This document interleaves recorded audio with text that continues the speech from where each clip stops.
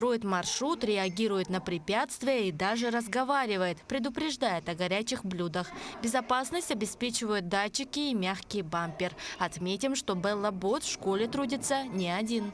У нас есть поломоечные машины, у нас очень большая школа, поэтому коридоры очень большие. Это тоже облегчает труд наших уборщиц.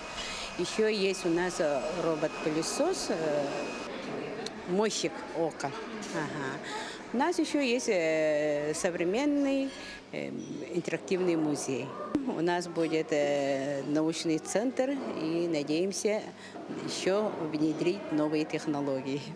У школьного робота уже есть сестра-близняшка. Такой же умный помощник появился в смарт-библиотеке. Отметим, что роботы – часть тестового проекта по внедрению роботизации. Если эксперимент покажет эффективность, умные помощники будут во многих организациях Якутии.